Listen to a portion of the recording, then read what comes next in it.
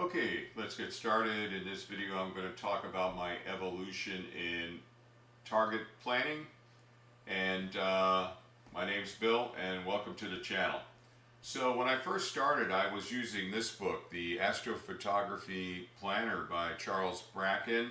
And what I do is I go and I look up a target in the index, and then it would take me to a page.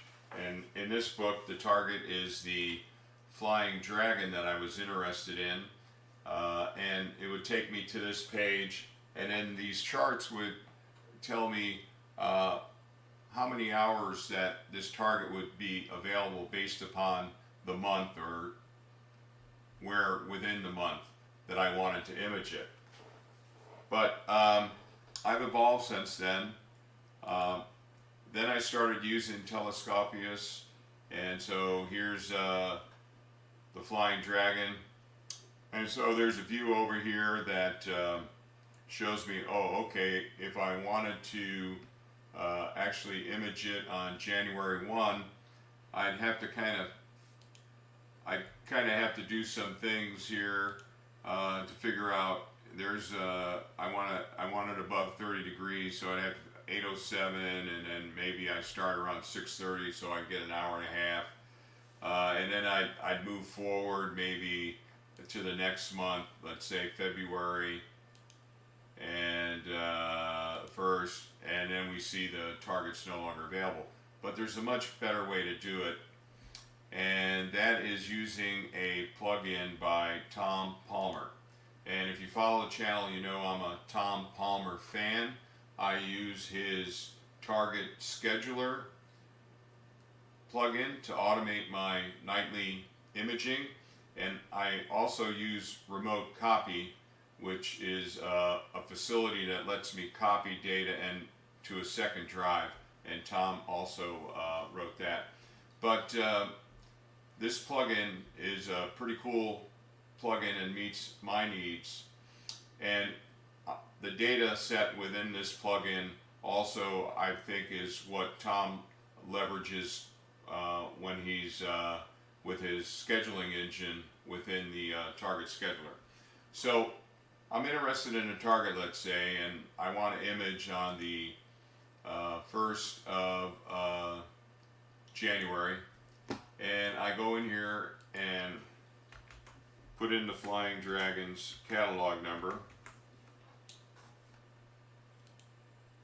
and then I get a representation here. It's a lot like Telescopius, and then I could kind of figure out, okay, here's 30 degrees altitude, maybe I got an hour, maybe an hour and a half. But there's a much better way. I just go into target planning,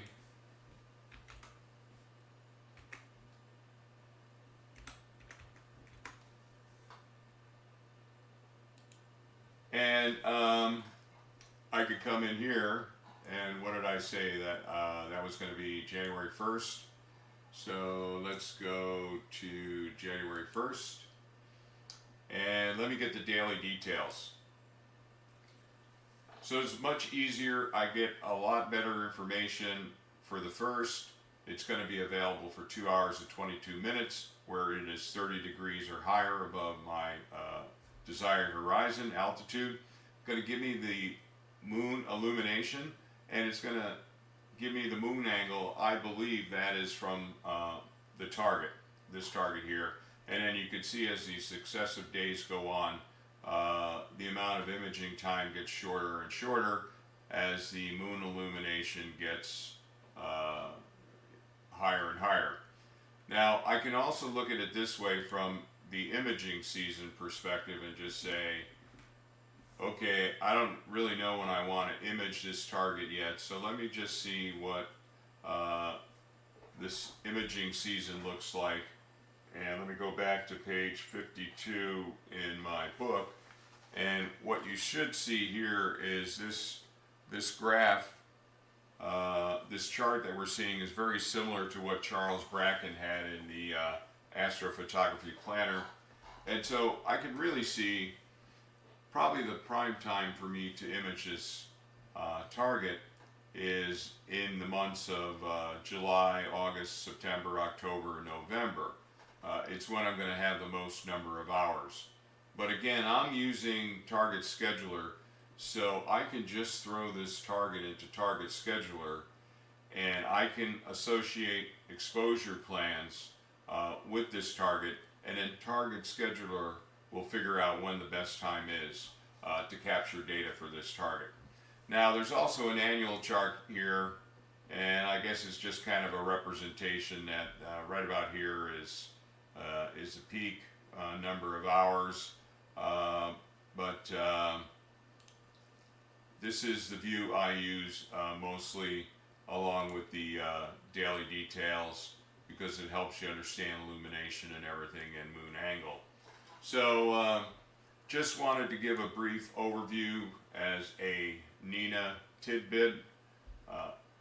That target planning plugin is available if you're a N.I.N.A user, and maybe you don't want to use Target Scheduler, but this tool may be of some value to you. So just a quick tidbit here. Other than that, if you like this kind of content, please give it a thumbs up. As always, like, share, and subscribe.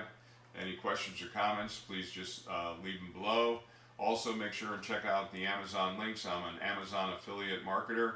If you use one of the links to go to Amazon, even though you don't purchase the item at the end of the link, if you're going to purchase something else within 24 hours, I get credit for that purchase as well. It means there's a few pennies and nickels and sometimes dimes, and it's all anonymized, doesn't cost you anything, but it's a great way to help support the channel. All right, other than that, clear skies. Till next time.